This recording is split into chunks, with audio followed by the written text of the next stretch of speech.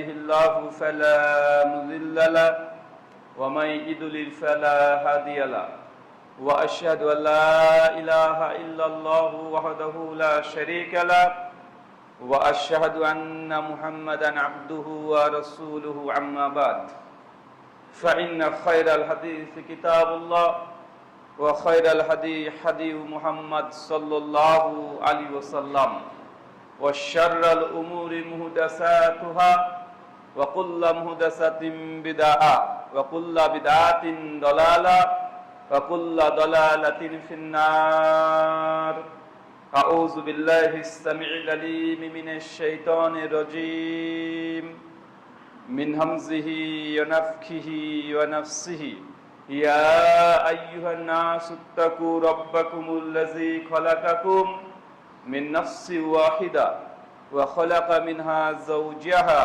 وبث منهما رجالا كثيرا ونساء واتقوا الله الذي تساءلون به والأرحام إن الله كان عليكم رقيبا يا أيها الذين آمنوا اتقوا الله حق تقاته ولا تموتن إلا وأنتم مسلمون يا أيها الذين آمنوا اتقوا الله وقولوا قولا سديدا يصلح لكم أعمالكم يغفر لكم ذنوبكم ومن يطع الله ورسوله فقد فاز فوزا عظيما قال رب اشرح لي صدري ويسر لي أمري واحلل عقدة من لساني يفقهوا قولي ربي زدني علما ওয়াজিদনি ফাহমা।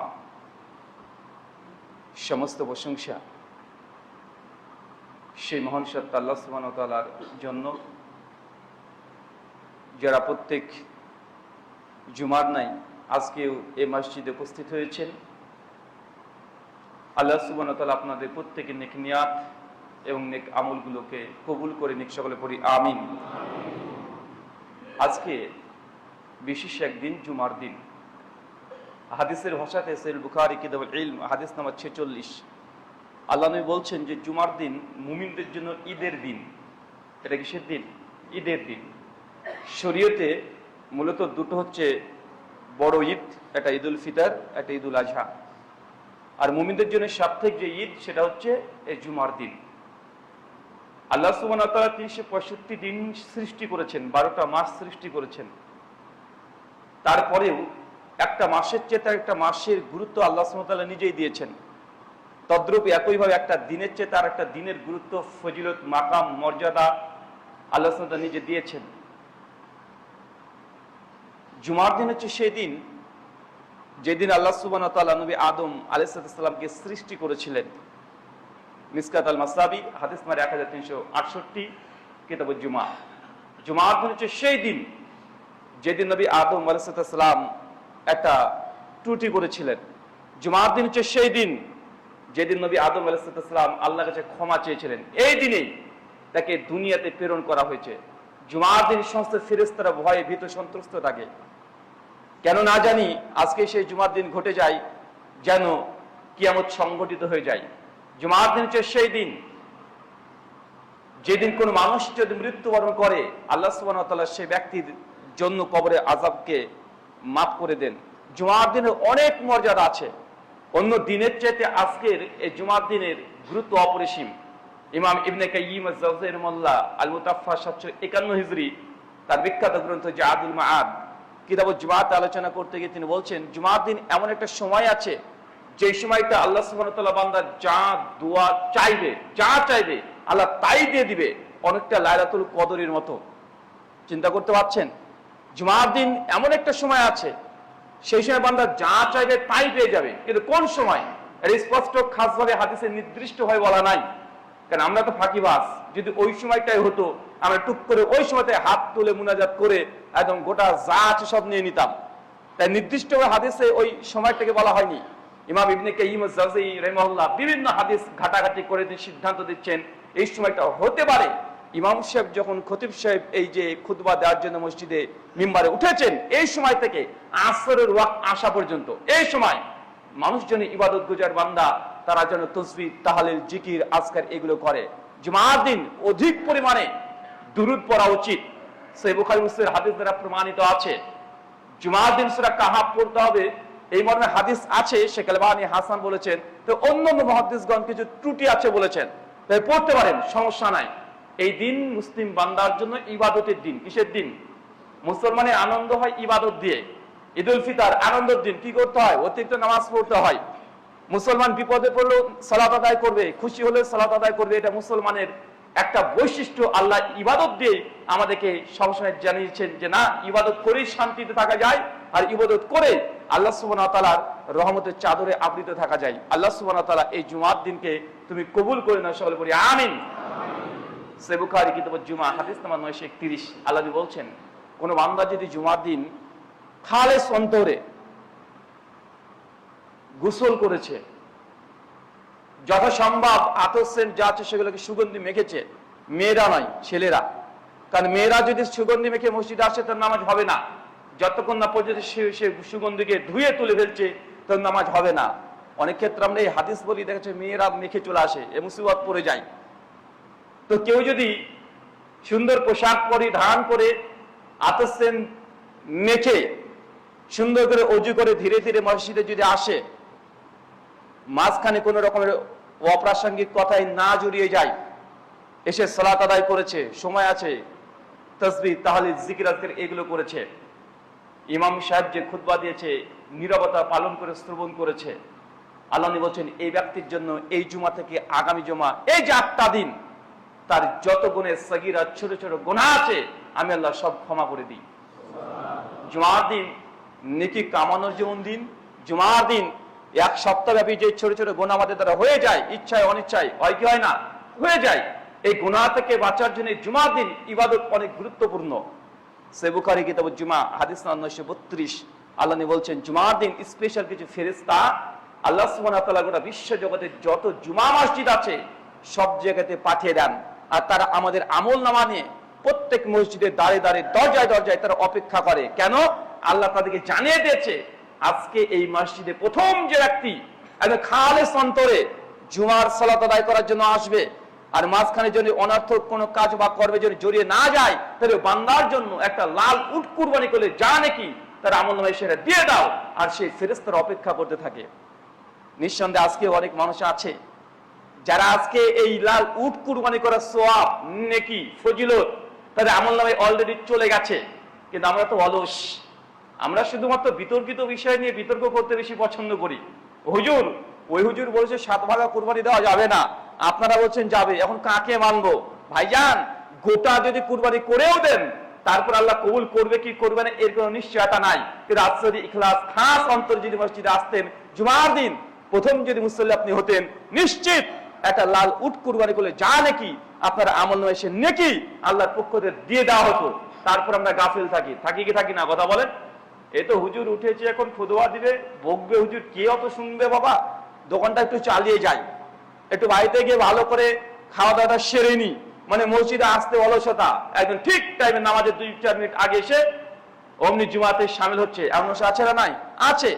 আল্লাহ বলছে কোনো ব্যক্তি যদি চেষ্টা করেছে প্রথম হতে পারেনি, তার কোনো ভাই প্রথম হয়ে গেছে, সে যদি দ্বিতীয় হয়, একটা গরু কুরবানি করলে যে নেকি তার আমলনামায় সে নেকিটাকে দিয়ে দেওয়া হয়। এর চেয়ে তার কি চাই? প্রত্যেক সপ্তাহে একটা করে কুরবানির সওয়াব পাওয়ার মতো একটা ব্যবস্থা আল্লাহ এই দিনে করে দিয়েছে। একটা গরুর দাম বর্তমানে বাংলাদেশে কয়েক লক্ষ টাকা আছে, আমরা তো এক সপ্তাহে 1 লাখ টাকা উপার্জন করার মতো আমাদের যোগ্যতা ক্ষমতা অনেক মানুষের নাই, কিন্তু আপনি চাইলে ইখলাস দিয়ে এই লক্ষ টাকা দান করার মতো, কুরবানি করার মতো সব পাই কি পাই না? কথা বলেন, পাই। আল্লাহ সুবহানাহু ওয়া তাআলা আমাদেরকে আমল করার তৌফিক দান করে, আমিন। সম্মানিত সুধী, আজকে জুমার যে বিষয়ে সংক্ষিপ্ত আলোচনা করব, আলোচ্য বিষয় বিদআতে হাসানা। কি বললাম বলেন?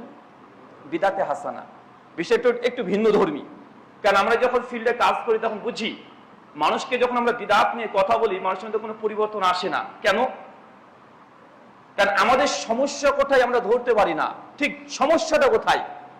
একটা মানুষ যদি অসুস্থ থাকে, গোটা ফার্মেসির যদি সব ঔষধ খাইয়ে দেন, তারপরে সে মানুষটা যদি পেটে একটা সামান্য ব্যথা হয়, ওকে সুস্থ করা সম্ভব নয় যতক্ষণ না রোগ আপনি না ধরতে পারছেন। রোগ ধরলেই একটা ক্যালপল বা নাপা ট্যাবলেট 1 টাকা 2 টাকার দামের ওই ওষুধ খেয়ে সে সুস্থ হয়ে যেতে পারে, কিন্তু রোগ যদি ধরতে না পারেন ওকে যদি ভারতের চেন্নাই নিয়ে চলে যান, তারপরেও তার সুস্থ হওয়া খুব কঠিন আছে না? নাই, আছে। তো আমরা যখন সমাজে এত বিদাত নিয়ে কথা বলছি, মানুষের পরিবর্তন কেন হচ্ছে না? মানুষ কেন ভয় ভীতি করছে না? কারণ আমরা যখন বলছি যে কুল্লু বিদাতিন দালালা, প্রত্যেক বিদাত হচ্ছে ভ্রষ্টতা, কেউ যদি বিদাত করে নবী তাকে শাফাত করবে না, কেউ যদি বিদাত করে সে হাউজে কাউসারে পানি পান করতে পারবে না, বিদাত করে সে ব্যক্তি জাহান্নামে যাবে। কিন্তু যারা মূলত বিদাত করে, যাদের উদ্দেশ্যে আমরা কথা বলি, আচ্ছা তাদের মধ্যে পরিবর্তন আসে না কেন? কারণ তাদের সাইকোলজিক্যালি আমরা গভীরে প্রবেশ করতে পারিনি। কারণ যখন এই হাদিসগুলো আমরা বলছি, সামনেকার মানুষগুলো বলছে এরা যে হাদিসগুলো বললে এগুলো তো আমরাও মানি, আমরা কি পাগল নাকি? আর আমরা তো মাদ্রাসা 20 বছর ধরে পড়ছি, আরে 20 বছর ধরে পড়াচ্ছি, বুখারী মুসলিমের হাদিসগুলো কি আমরা জানি না? আর আমরা তো জানি। কিন্তু উনারা যেগুলো বুঝতে চাচ্ছেন বা বুঝাতে যাচ্ছেন বা সমাজকে যেটা বুঝিয়ে রেখেছেন, বিদাত অবশ্যই করলে নবীর শাফাত পাওয়া যায় না। তবে কোন বিদাত? মূলত বিদাতের দুটো ভাগ আছে। একটা বিদাতে হাসানা মানে ভালো বিদাত, আর একটা বিদাতে সাইয়্যা খারাপ বিদাত। তো আমরা যে বিদাতের কথা বলছি এগুলো বিদাতে সাইয়্যার জন্য প্রয়োগ হবে, কিন্তু আমরা তো বিদাতে সাইয়্যা করি না বাবা। আমরা যে বিদাত গুলো করি এগুলো তো হাসানা ভালো বিদাত। অতএব এই হাদিসগুলো আমাদের ক্ষেত্রে প্রয়োগ হবে না। এটা তাদের মস্তিষ্ক থেকে চিন্তা আগে থেকে করে রেখেছে। এই মানুষকে বুঝিয়েও থাকে, দেখেন সমস্ত বিদাত যদি ভ্রষ্টতা হয়, জাহান্নামে যাওয়ার কারণ হয়। এই যে ঝাড়বাতি, কত সুন্দর চমৎকার ঝাড়বাতি, নবীর জামানায় তো ঝাড়বাতি ছিল না, তাহলে এটা তো বিদাত হবে। ওই যে এসি নবীর জামানায় ছিল না, এখন তো আমরা এসি লাগিয়েছি, তো এটাও বিদাত হবে। এই যে পাকা মসজিদ নবীর জামানায় ছিল না, অতএব এটাও বিদাত হবে। এমন অনেক কথা তাদের ব্রেনের মধ্যে আগে থেকে আটকে আছে। আর যখন আমরা বিদাতের ভয়াবহতা নিয়ে আলোচনা করছি, তার অটোমেটিক সেট করে নিচ্ছে বাবু আমরা যে বিদাত গুলো করি এগুলো খারাপ বিদাত নয়, তো এগুলো ভালো বিদাত। তাই এই হাদিসগুলো আমাদের ক্ষেত্রে প্রয়োগ নয়। তার জন্য বিদাতকে তারা দুই ভাগে ভাগ করে সমাজকে আগে দ্বিখণ্ডিত করে রেখেছে। তাই মানুষকে আগে আমাদেরকে বুঝাতে হবে বিদাত নিয়ে তাদের সঙ্গে কোনো দ্বিমত নাই। আমরা বলি বিদাত খারাপ, ওরাও বলে বিদাত খারাপ। আমরাও বলি বিদাতে সাইয়্যা নাজায়েজ হারাম, ওরাও বলছে বিদাতে সাইয়্যা নাজায়েজ হারাম। তো সমস্যা কোথায়? বিদাত নিয়ে না, বিদাতে হাসানা নিয়ে। এখন আমাদেরকে প্রমাণ করতে হবে বা তারা প্রমাণ করবে আসলে বিদাতে হাসানা বলে শরীয়তে কোনো জিনিস নাই। এটা যদি কোরআন সুন্নাহ দিয়ে আমরা প্রমাণ করতে পারি, আমাদের পজিশন এটা মজবুত হয়ে গেল। আর তারা যদি প্রমাণ করতে পারে না বিদাতে হাসানা এর অস্তিত্ব আছে কোরআন সুন্নাহর অনুকূলে, তাহলে তাদের যে মতবাদ এটা ঠিক। তা আমাদের সমস্যা ইখতিলাফ মতভেদ বিদাত নিয়ে নয়, মূলত বিদাতে হাসানা নিয়ে। কি নিয়ে? বিদাতে হাসানা নিয়ে। তাদেরকে বুঝাতে হবে এই জায়গাতে বিদাত নিয়ে বুঝে কাজ হবে না।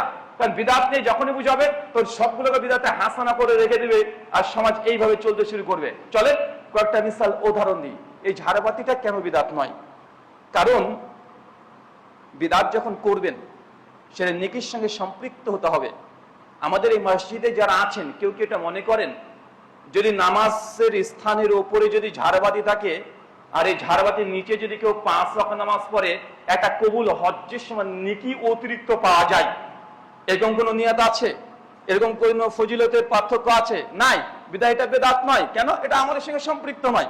কেউ কি বলে এসি মসজিদে নামাজ যদি কেউ 1 মাস পড়ে তাহলে 1 বছরের নেকিটা আমলনামায় লিখে দেওয়া হয়?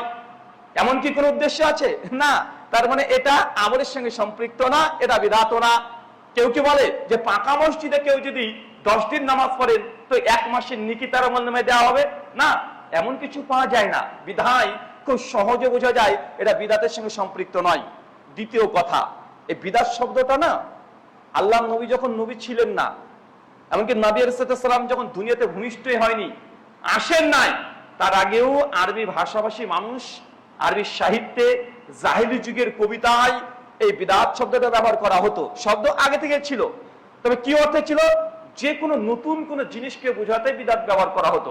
যে কোনো নতুন জিনিসকে বোঝাতে বিদাত মানে এটা নতুন কোন জিনিস, এটা আগে থেকেই প্রচলিত ছিল। একটা উদাহরণ দিয়ে বুঝতে পারবেন। তালাক এই শব্দটা যখন কোরআন অবতীর্ণ হয়নি তার আগেও আরবিয়ান ভাষাভাষী মানুষরা তালাক শব্দ ব্যবহার করতো। কিভাবে? তালাক মানে বিচ্ছিন্ন হওয়া। কেউ কারোর কাছ থেকে বিচ্ছিন্ন হচ্ছে, তালাক শব্দ প্রয়োগ করতো। যে সালাত, সালাত মানে দোয়া, আবিধানিক অর্থ। তো ইসলাম যখন আসেনি, আমাদের সালাতের তরিকা পদ্ধতি যখন আসেনি, তার আগেও আরবি ভাষাভাষী মানুষরা এই সালাত শব্দ ব্যবহার করতো। কি অর্থে? দোয়া অর্থে। যখন নবী রিসালাতে দেখতে পেয়ে গেলেন, কোরআনের ওহী যখন আসতে শুরু করলেন, এই শব্দগুলো ঠিক থাকলো, কিন্তু এই শব্দের মধ্যে গুণের কিছু পরিবর্তন ঘটে গেল। যেন এখন যদি তালাক বলি কি বুঝবো, যে বাপের সঙ্গে ছেলের সম্পর্ক বিচ্ছিন্ন হয়েছে এটা তালাক? এখন আমরা এটা বুঝবো না, কি বুঝবো? যে স্বামীর সঙ্গে স্ত্রী বিচ্ছিন্ন হওয়া শরীয়তের পদ্ধতিতে একটা সিস্টেম মেনটেন করে যখন বিচ্ছিন্ন হচ্ছে, এটাকে আমরা শরীয়তের পরিভাষা এবং তালাক বুঝবো। সালাত মানে একদম তাকবীর থেকে সালাম পর্যন্ত এই যে একটা সিস্টেম পদ্ধতি কেউ যদি মেনটেন করে তাহলে তাকে আমরা সালাত বলবো। কিন্তু সালাতের আগের যে অর্থ দোয়া, এটা অবশ্যই আছে ঠিক, এখন যখন সালাত বলবো আমরা কি বুঝবো? শুধু দোয়া না, এটা পদ্ধতির নাম, এটা ইবাদতের নাম। এখন তালাক মানে বুঝেই নেব অটোমেটিকই যে স্বামীর সঙ্গে স্ত্রীর বিচ্ছিন্ন হওয়ার কথা বলছে। ঠিক বেদাত এই শব্দটা আগে নতুন অর্থে ব্যবহার করা হতো। আল্লাহ নবী যখন নবুয়ত পেয়ে গেলেন, শব্দকে ঠিক রাখলেন, এর গুণের মধ্যে কিছু পরিবর্তন ঘটিয়ে দিলেন। কেমন পরিবর্তন ঘটালেন? সহিহ মুসলিম হাদিস নাম্বার 1718 আল্লাহ নবী বলছেন, মানে আমিলা আমালান লাইসা আলাইহি আমরুনা ফাহুয়া রাদ। কোন ব্যক্তি এমন কোন আমল করলো যে আমল আমি নবী আদেশ করি নাই, ফাহুয়া রাদ, সেটা বাতিল। এখন বেদাত যদি হতে হয় এটা অবশ্যই হতে হবে শরীয়তের মধ্যে কোনো ইবাদত। বেদাত মানে কি বুঝতে হবে এখন আমাদেরকে? নতুন কোন জিনিস, নতুন করে ঘড়ি মসজিদ, এটা বিদাত নয়। শরীয়তের পরিভাষায় যখন কোন জিনিসকে আপনি বিদাত বলতে চাইবেন তবে শরীয়তের সঙ্গে সম্পৃক্ত হতে হবে, ইবাদত হতে হবে, তবেই সেটা বিদাত হবে। নচেত অন্য জিনিসগুলোকে আপনি আবিধানিক অর্থে যে বিদাত বলছেন, এটা জাহিলি যুগের যে অর্থ ব্যবহার করা হতো ওই অর্থগুলো বিদাত ঠিক আছে। কিন্তু ইসলাম যখন চলে এসেছে, শরিয়া যখন চলে এসেছে, তখন ওই আগের যুগের অর্থ নিয়ে শরীয়তের কোন আমলকে বিদাত বলতে পারবেন না। আমাদের সঙ্গে এটাই ঘটে, মানুষ যতগুলো বেদাত বলে এটা জাহিলি যুগের অর্থটাকে ব্যবহার করে নাই। আল্লাহ সুবহানাহু ওয়া তাআলা বুঝাতে তৌফিক দান করে, আমিন। সম্মানিত সুধী, বিদাতের মানে কি? বিদাত মানে নতুন। কোরআন মাজিদ খুলে দেখেন, সূরা বাকারা সূরা নম্বর 2 আয়াত নম্বর 117, সূরা আনাম সূরা নম্বর 6 আয়াত নম্বর 101। আল্লাহ সুবহানাহু ওয়া তাআলা বলছেন, বাদিউস সামাওয়াতি ওয়া মা ফিল আরদ। আমি সেই মহান সত্তা আল্লাহ সুবহানাহু ওয়া তাআলা, যিনি সর্বপ্রথম কোনো নমুনা ছাড়াই, কোনো দৃষ্টান্ত ছাড়াই এই আসমান এবং জমিনকে সৃষ্টি করেছি। আচ্ছা, আল্লাহর পূর্বে কি কেউ আসমান জমিন সৃষ্টি করেছেন? না। আল্লাহ সৃষ্টি করেছেন কাউকে দেখে দেখে? না। আগে কোন অস্তিত্ব ছিল তারপর অস্তিত্বে নিয়ে এসেছে? না। আল বাদি তার অর্থ হচ্ছে নন এক্সিস্টেন্স থেকে কোন জিনিসকে এক্সিস্ট করে দেখানো, নাথিং থেকে সামথিং করে দেখানো, অনিস্তিত্ব থেকে অস্তিত্বে আনা। এই জন্য আল্লাহ বলছেন যে আমি প্রথম এই আসমান ও জমিনকে সৃষ্টি করেছি, আমার পূর্বে কেউ সৃষ্টি করেনি। আল্লাহ নিজের জন্য আল বাদি এই শব্দটা ব্যবহার করেছেন। কোরআন মাজিদ খুলে রাখেন, সূরা আহকাফ সূরা 46 আয়াত নম্বর 9 আল্লাহ বলছেন, কুনমা কুনতু বিন আমিনা রাসূল। হে নবী, আপনি কুরাইশদের, মক্কার কাফেরদেরকে বলে দেন, কুনমা কুনতু বিন আমিনা রাসূল, আমি তো কোনো নতুন বার্তা আপনাদের কাছে নিয়ে আসিনি, নতুন কোনো মেসেজ নিয়ে এসেছি, ব্যাপারটা এমন নয়। আমার পূর্বেও তো একাধিক নবী রাসূল তারা এসেছেন, নবী ইব্রাহিম, নবী দাউদ, সুলাইমান, ইউনুস, ইউসুফ, মুসা, একাধিক নবী এসেছে, তাতে এই কালেমারই দাওয়াত দিয়েছে। আরে আমি যে তোমাদেরকে বলছি যে এক আল্লাহকে মানতে হবে, এটা নতুন কোনো দাবি আমার নয়, নতুন করে রিসালাত নিয়ে আসিনি, নতুন করে মেসেজও নিয়ে আসিনি। আল্লাহ সুবহানাহু ওয়া তাআলা নবীর জন্য একবার আল বাদি এই শব্দটা ব্যবহার করছে। কেন? এই অর্থ হচ্ছে নতুন কোনো জিনিসকে বোঝাতে ব্যবহার করা হয়েছে। শরীয়ত ভাষায় বিদাত এখন তখন আমরা প্রয়োগ করব যখন সেটা ইবাদত তথা আমলের দিকে সম্পৃক্ত হবে। আল্লাহ সুবহানাহু ওয়া তাআলা এই ছোট্ট সংগঠক আমাদের প্রত্যেককে বোঝার তৌফিক দান করে, আমিন। এখন প্রশ্ন যে বিদাতে হাসানা এটা কি বৈধ? আমার জানা মতে হানাফি, শাফি, মালিকি, হাম্বলি চার মাযহাবের মধ্যে প্রথম যিনি বেদাতকে দুই ভাগে ভাগ করেছেন তিনি হচ্ছেন ইমাম শাফিঈ রাহিমাহুল্লাহ। জন্ম 150 হিজরি, মৃত্যুবরণ করেছে 204 হিজরি। তার পূর্বে কেউ বিদাতকে দুই ভাগে ভাগ করেনি। এমনকি ইমাম আবু হানিফা রাহিমাহুল্লাহ, ইমাম আহমদ ইবনে হাম্বল রাহিমাহুল্লাহ, ইমাম মালিক রাহিমাহুল্লাহ, তারাও তিনজনও বিদাতকে দুই ভাগে ভাগ করেনি। আর ইতিসাম দেখেন প্রথম খণ্ডে 128 নম্বর পৃষ্ঠা, পরিষ্কারভাবে তারা বলছে কুল্লু বিদাতিন দালালা, প্রত্যেক বিদাত হচ্ছে ভ্রষ্টতা। এমনকি ইমাম আবু হানিফা রাহিমাহুল্লাহ তারও একই ফতোয়া। প্রথম ইমাম শাফি তিনি ফতোয়া দিয়েছেন সহিহ মুসলিমের শারা। ইমাম নবী রাহিমাহুল্লাহ আলোচনা করতে গিয়ে এখানে আলোচনা করেছেন 1718 নম্বর হাদিসে যে ইমাম শাফি থেকে প্রথম পাওয়া যায়। আর এই বিদাতকে তারপর তিনি ব্যাখ্যা করার অনেকভাবে চেষ্টা করেছেন। আমাদের প্রশ্ন যে বিদাতকে উম্মতের মধ্যে প্রথম ভাগ করেছে শাফি, কিন্তু আমাদের বাংলাদেশ বলেন বা বাররে সাগির, ভারত, বাংলাদেশ, পাকিস্তানে শাফি মাযহাবের মানুষ কতগুলো আছে? মানুষ তো খুব বেশি পাওয়া যায় না। বেশিরভাগ হানাফি মাযহাবের মানুষকে বেশি পাওয়া যায়। তো তারা আজকে বিদাতকে দুই ভাগে ভাগ করে কি করে না? মূলত এটা হানাফি মাযহাবের ফতোয়া তারা নিজেরাই মানে না। এখানে শাফি মাযহাবের ফতোয়াকে নিয়ে প্রচলিত সমাজের বিভিন্ন বিদাত গুলোকে এস্টাবলিশ করার চেষ্টা করছে, কিন্তু এই জায়গাতে ইমাম আবু হানিফার ফতোয়াকে মানা হয় না। কেন? আপনারা সহজে বুঝতে পারবেন যে কেন তারা মানছে না, বিদাত সমাজে প্রতিষ্ঠিত রাখার জন্য। এখন অনেক মানুষের একটা প্রশ্ন আসতে পারে যে রুহুল আমিন ভাই, যেই বেদাতগুলো আপনারা বলছেন, যে উদাহরণস্বরূপ কেউ কষ্ট পাবেন না, উদাহরণ জাস্ট দিচ্ছি বোঝানোর জন্য, যে বাবা মারা গেছে 40 আমরা খানা করছি, বাহ্যিক দিক থেকে তো বিষয়টা খারাপ লাগে না। 12 রবিউল আউয়াল মাস আসলেই আমরা নবীজির আগমন শুভেচ্ছা স্বাগতম করে আমরা জশ্নে জুলুস করছি, ব্যাপারটা তো খারাপ লাগে না। মনে রাখবেন, বিদাত মানুষ খারাপ মনে করে না, বিদাত জিনিসটাই তো ভালো হয়। আমল কোনো মানুষকে কি খারাপ বলবে? আর চুরি ডাকাতি যেগুলো আছে এগুলো খারাপ সবাই জানে, এর জন্য হিন্দু মুসলমানের পার্থক্যও নাই। ওই যারা নাস্তিক তারাও বলবে চুরি করা খারাপ, ওই হিন্দুরাও বলবে মুসলমানও বলবে। এর জন্য আপনাকে মহাপণ্ডিত হওয়ার দরকার নেই, কোরআন হাদিসের ওহিও দরকার নেই, এটা মানুষ অটোমেটিক সামাজিক ভাবে বুঝে নেয়। কিন্তু বেদাত তো ওটাই যেটা আমল মনে করে করছেন, কিন্তু শরীয়ত আপনাকে পারমিশন দেয়নি। এই যে আমল ভালো মনে করে করাটাই, এটাকে আপনাকে বিদআত বলা হচ্ছে। কেন? শরীয়ত কমপ্লিট। চলেন এই 5টা পয়েন্ট আলোচনা করব যে বিদআতে হাসানা কেন শরীয়তে অনুমোদিত নয়। প্রথম পয়েন্ট, 1, আল্লাহ সুবহানাহু ওয়া তাআলা বলছেন সূরা সূরা আয়াত নাম্বার 21, আম লাহুম শুরাকাউ শারউ লাহুম মিনাদ-দ্বীন মা লাম ইয়াযাম বিহিল্লাহ। তাদের মধ্যে কি এমন কোন ব্যক্তি আছে, এমন কোন উপাস্য আছে যারা নিজেরা নিজেদের জন্য শরীয়তকে রচনা করে নাই, মা লাম ইয়াযাম বিহিল্লাহ, অথচ আমি আল্লাহ তাদেরকে এই অধিকার দিইনি। মানে দিন তৈরি করা এটা আল্লাহর হক। কার হক? দিন কে তৈরি করতে পারেন? এটা একমাত্র আল্লাহ সুবহানাহু ওয়া তাআলা, তিনি তৈরি করতে পারেন। শরীয়ত একমাত্র আল্লাহ তৈরি করতে পারেন। শরীয়ত তৈরি করার ক্ষেত্রে আল্লাহ কাউকে শরীক স্থাপন করেননি। আল্লাহ যেমন ইবাদতের শরীক পছন্দ করেন না, নেন না, ঠিক শরীয়ত রচনার ক্ষেত্রেও আল্লাহ কারো কাছ থেকে কোন রকমের শরীকানা স্থাপন করেনি। ওই যে ফেরেশতারা বলেছে আল্লাহ আদমকে কেন তৈরি করবে, এ তো ফিতনা তৈরি করবে, এটা ফিতনা ফাসাদ করবে, কিন্তু আল্লাহ কি তার কথা মেনে নিয়েছেন? না। কেন? শরীয়ত তৈরি করবে এটা আল্লাহ সুবহানাহু ওয়া তাআলা, তিনি নিজে স্বেচ্ছায় স্বাধীন, তিনি কাউকে এখানে পার্টনার নেন না। এখন আমরা যারা বেদাতে হাসানাকে জায়েজ বলছি, আমাদের কথা কি জানি এটা কোরআন হাদিসে নেই, তবে ভালো জিনিস তো আপনি শরীয়তে ঢোকাচ্ছেন, তাহলে শরীয়ত তৈরি করলেন না। আপনি বলছেন নিজেই যে 40 খানা দেওয়ার ব্যাপারে কোরআন হাদিসে কিছু পাওয়া যায় না, তো ভালো আমল তো। মিলাদ করার ব্যাপারে কোরআন হাদিসে কিছু পাওয়া যায় না, তবে এটা ভালো জিনিস তো। এই যে ভালো জিনিস শরীয়তে প্রবেশ করাচ্ছেন, ওই যে আল্লাহ বলছেন মা লাম ইয়াযাম বিহিল্লাহ, অথচ আমি আল্লাহ কোন মানুষকে কাউকে এই অধিকার ইখতিয়ার দিইনি যে শরীয়তের মধ্যে নতুন কিছু প্রবেশ করাবে। তাহলে আপনি বিদআতে হাসানা এই জিনিসটাকে কিভাবে নেবেন? আপনি আল্লাহ তো অধিকারই দেয়নি যে কোন জিনিসকে আমরা তৈরি করব। এখন প্রশ্ন হতে পারে, বুঝলাম যে দিন তৈরি করাটা আল্লাহর কাজ, এখন আল্লাহ কি এই কাজটাকে কমপ্লিট রেখেছেন, কমপ্লিট করেছেন, সম্পূর্ণ করেছেন, না কিছু ফাঁক ফোকর রেখে দিয়েছেন? যদি ফাঁক ফোকর থেকে থাকে তাহলে আমরা হুজুরদের কিছু ক্ষমতা বা পাওয়ার খাটিয়ে আমরা শরীয়তে কিন্তু কিছু ঢুকে দিতে পারি, কিন্তু আমাদের প্রশ্ন এটা, দিন কি সম্পূর্ণ না অসম্পূর্ণ? দিন তো সম্পূর্ণ। সূরা মাইদা 5 আয়াত 3 এর মধ্যাংশ আল্লাহ বলছেন আল-ইয়াউমা আকমালতু লাকুম দীনাকুম, আমি দ্বীন ইসলামকে সম্পূর্ণ করে দিয়েছি। ওয়া আতমানতু আলাইকুম নিয়ামতি, এবং আমি ইসলামকে যেমন তেমন ভাবে কমপ্লিট করিনি।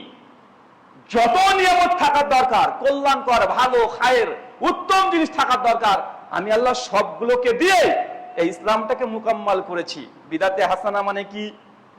ভালো বিদআত। আল্লাহ বলছে যত কল্যাণকর, খায়ের, উত্তম জিনিস আছে সবগুলো দিয়েই আমি ইসলামটাকে পূর্ণ করে দিয়েছি। তাহলে হাসানার কোনো জায়গা আছে? আল্লাহ বলছে সব হাসান আমি দিয়ে ইসলামকে কমপ্লিট করে দিয়েছি, কিন্তু আমাদের মতো হুজুররা বলছে না না না না না, এটা কোরআন হাদিসে নেই তো কি হয়েছে, এটা বেশ ভালো, এটা বিদআতে হাসান, এটা ছিল মেরে দিয়ে আমরা সমাজে প্রচলিত করে দিচ্ছি। হচ্ছে আল্লাহর দাবি সম্পূর্ণ ভিন্ন। ইসলামকে আল্লাহ কমপ্লিট করেছে সমস্ত ভালো জিনিস দিয়ে। এখন আমার আপনার এই যে বিদআতে হাসানা কোনো আমলকে বলা, এটা কি বৈধ হবে? কথা বলেন, বৈধ হবে? একটু যদি ব্রেন খাটান, প্রথম হচ্ছে আল্লাহ ইসলামকে কমপ্লিট করে দিয়েছে। এখন আমি যদি এসে বলি যে ভাই এই মসজিদের টাইলস গুলো দেখছি খুব দামি নয়, আমি ইন্ডিয়া থেকে, ভারত থেকে মার্বেল নিয়ে এসেছি, তো যদি আপনারা লাগিয়ে দেন খুব চমৎকার হবে। এখন বলেন তো আমি যদি ইন্ডিয়া থেকে মার্বেলও নিয়ে আসি, এখন আপনারা এই মসজিদে লাগাতে পারবেন? পারবেন না। কেন? মসজিদের কাজ তো কমপ্লিট। লাগাতে পারবেন, তবে কিভাবে? আগেকার এই যে টাচগুলো আছে ভেঙে তুলে ফেলে দিতে হবে, তারপরে আমার নতুন টাচটাকে আপনি লাগাবেন। তো আপনাকে এই অধিকার কি কেউ দেয়? যখন আপনি শরীরের মধ্যে কোনো কিছু ঢোকাতে চাচ্ছেন তখন কি উঠবে? একটা সুন্নাত উঠে যাবে। কি উঠবে? সুন্নাত উঠে যাবে। যখন সুন্নাতকে না বের করছেন, বিদআত প্রবেশ করে না। আর সমাজে দেখেন যেখানে যেখানে বিদআত প্রবেশ হয়েছে ওখান থেকে সুন্নাত উঠে গেছে। এই উদাহরণগুলো দেওয়ার প্রয়োজন নেই, আপনারা মোটামুটি সব জায়গাতে দেখতে পাচ্ছেন। যেখানেই একটা করে আপনি বিদআতকে প্রবেশ করেছেন এবং বিদআত খুব শক্ত স্থান অধিকার করেছে, ওই জায়গা থেকে একটা একটা করে সুন্নাত আল্লাহ সুবহানাহু ওয়া তাআলা তুলে নিয়েছেন। কেন? ইসলাম কমপ্লিট। সহিহ বুখারী কিতাবুল মানাকিব হাদিস না 3535। আল্লাহ নবী একদিন বসে আছেন মসজিদে, সাহাবীদেরকে ডেকে বলছে, সাহাবী এই মসজিদটা দেখো কেমন হয়েছে। সমস্ত সাহাবীরা প্রশংসা করছে, আলহামদুলিল্লাহ, মাশাআল্লাহ, সুবহানাল্লাহ, মসজিদটা অনেক চমৎকার। একজন সাহাবী তিনি উঠে বলছেন, ইয়া রাসূলুল্লাহ, মসজিদে ওই অংশটা যে ফাঁকা দেখছি, ওই যে ওই অংশটা ফাঁকা, কয়েকটা ইট নেই, ওটা যদি পূর্ণ করে দিতেন তাহলে মসজিদ আলহামদুলিল্লাহ কমপ্লিট হয়ে যেত। আল্লাহ নবী আলাইহিস সালাম বলছেন, আনা লাবিনাতুন, আমি হচ্ছে সেই ইট, ওয়া আনা খাতাবুন নবিয়্যিন, আর আমি হচ্ছে সর্বশেষ নবী। এই হাদিসের ব্যাখ্যা করতে গিয়ে ইমাম ইবনু হাজার আসকালানী রাহিমাহুল্লাহ ফাতুল বারীর মধ্যে বলছেন যে আল্লাহ নবী যে মিসাল একটা উদাহরণ দিচ্ছেন, যেটা মসজিদ, তার মধ্যে কয়েকটা ইট ফাঁকা আছে, নবী নিজেকে ইট দাবি করলেন, তার অর্থ এই নয় যেটা মসজিদকে উদ্দেশ্য করে বলছেন। বুঝাতে চাচ্ছেন ইসলাম একটা কমপ্লিট দিন, প্রত্যেক নবী রাসূলের চেয়ে তারা শরীয়ত নিয়ে এসেছে, আনতে আনতে একটা মসজিদের মতো রূপ দিয়েছে। মাত্র একটা জায়গা ফাঁকা ছিল, আল্লাহ নবী সেই জায়গাটাকেও তিনি কমপ্লিট করে দিয়েছেন। মানে ইসলাম এখন কমপ্লিট, সম্পূর্ণ। এই সম্পূর্ণ দিনের মধ্যে কোনো কিছু আর প্রবেশ করা সম্ভব আর সম্ভব নয়। মানে আমরা দুটো জিনিস পেয়ে গেলাম, এক, দিন তৈরি করা, শরীয়ত রচনা করা, বিধান দেওয়ার মালিক একমাত্র আল্লাহ। আল্লাহ এখানে দ্বিতীয় কোনো মানুষকে, কোনো ফেরেশতাকে আল্লাহ পার্টনারশিপ নেন না। এখন আমি আপনি শরীয়তে নতুন কিছু তৈরি করতে পারবো না। আলেমদের কাজ কি? তবে আলেমদের কাজ কোরআন হাদিস ঘেটে কোন সমস্যার সমাধান বের করা। আলেমদের কাজ এটা নয় যে কোরআন হাদিস ঘেটে ঘেটে নতুন একটা ইবাদত তৈরি করা। এই ইবাদত তৈরি করার রাস্তা বন্ধ হয়ে গেছে যেদিন থেকে ফেরেশতা জিবরিল ওহী নেওয়া বন্ধ করে দিয়েছে, ওই দিন আমল তৈরি করা বন্ধ হয়ে গেছে। তবে কোরআন সুন্নাহ থেকে ইজতিহাদ করে আপনি নতুন করে সমস্যার সমাধান দিতে পারেন। এটা জায়েজ হবে না না জায়েজ হবে, এটা কোরআন সুন্নাহ ঘেটে ঘেটে আপনি ফতোয়া বের করতে পারেন, কিন্তু নতুন একটা আমল তৈরি করবেন এই অধিকার আমাদের আর নেই। দুই, এই দিন যেমন আল্লাহর হক, আল্লাহ থেকে কমপ্লিট করেছেন, আল্লাহ এখানে ফাঁকা রাখে নাই।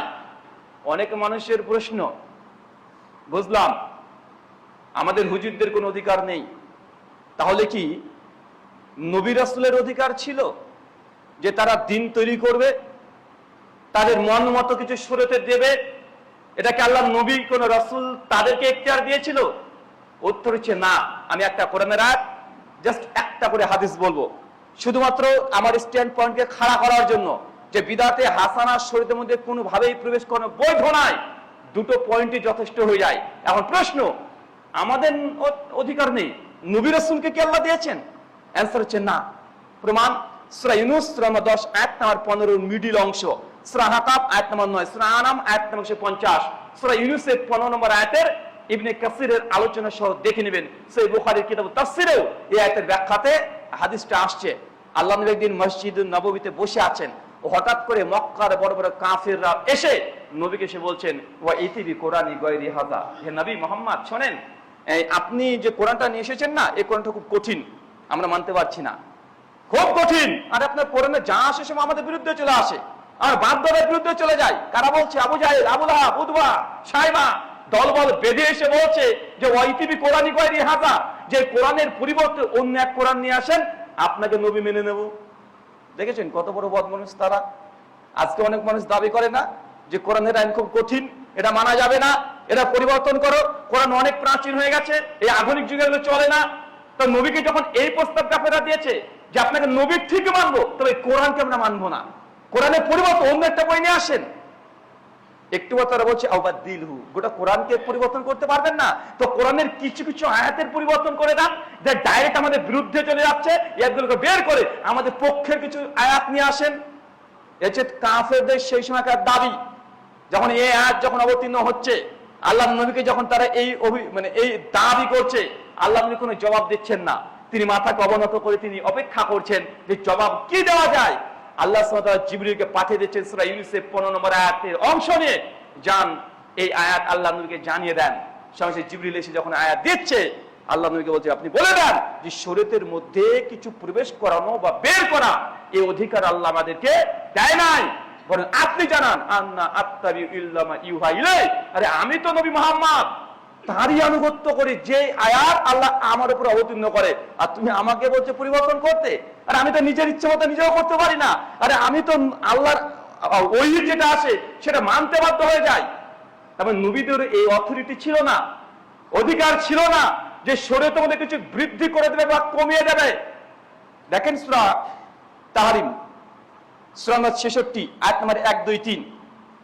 আল্লাহ নবীর স্ত্রীগণ তারা নবীকে নিয়ে মজা করবেন। তো মজাটা কি? আমাদের আয়েশা রাদিয়াল্লাহু আনহা, হাফসা রাদিয়াল্লাহু আনহা, তারা বেশ কয়েকজন স্ত্রী মিলে তারা মিটিং করছে যে আল্লাহ নবী যদি আজকে আমাদের ঘরে আসে তা আমরা বলবো আপনার মুখে দুর্গন্ধ বের হচ্ছে। সমস্ত স্ত্রী বসে তারা একটু মিটিং করেছে যে আসলে এই কথা বলবেন আল্লাহ নবীকে। সহজে ঠিক আছে করবো। তা আল্লাহ নবী চলে এসেছেন স্ত্রীর কাছে। স্ত্রী তো বলছে ইয়া রাসূলুল্লাহ আপনি কি খেয়েছেন, মুখে দুর্গন্ধ বের হচ্ছে। নবী তো অবাক, বলে কি আরে আমি তো মধু খেয়েছি, না মুখে দুর্গন্ধ বের হচ্ছে। আল্লাহ নবী অবাক হয়ে ওই স্ত্রী ঘর ত্যাগ করে আরেক স্ত্রী ঘরে গিয়েছেন।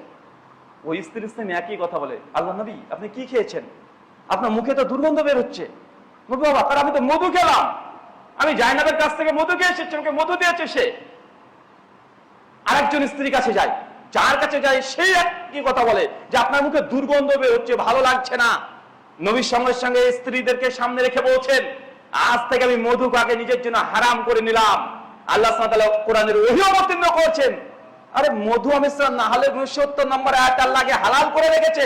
মধুতে শেফা আছে, কল্যাণ আছে। নবী স্ত্রীকে খুশি করার জন্য আপনি আল্লাহর হালাল বিধানকে আপনি হারাম করে দিবেন? আল্লাহ ওহীতে সতর্ক করে দিয়েছেন। তার মানে নবীদেরও ওই অধিকার বা অথরিটি ছিল না যে মন মতো যা ইচ্ছা তাই করে দিবে।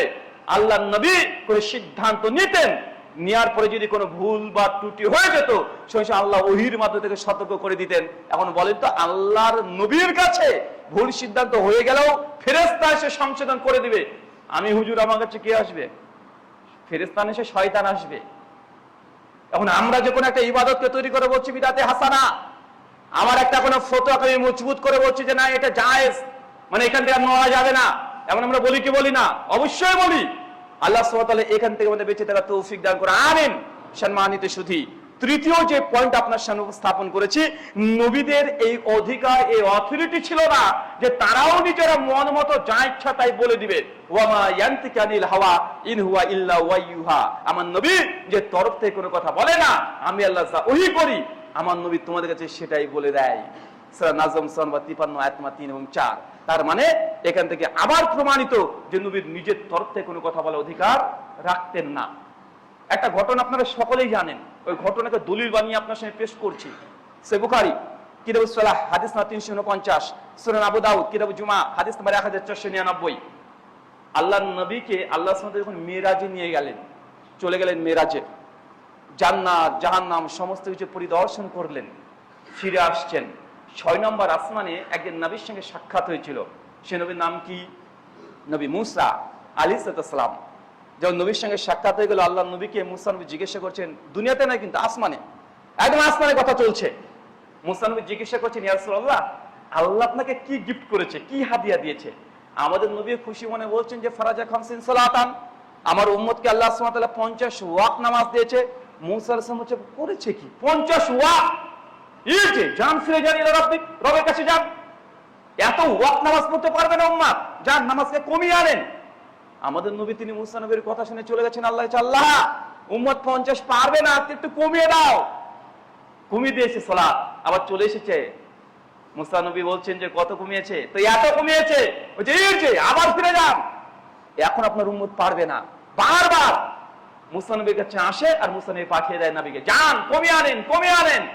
50 ওয়াক্ত নামাজকে কমাতে কমাতে কমাতে কমাতে লাস্টে 5 এসে দাঁড়িয়েছে।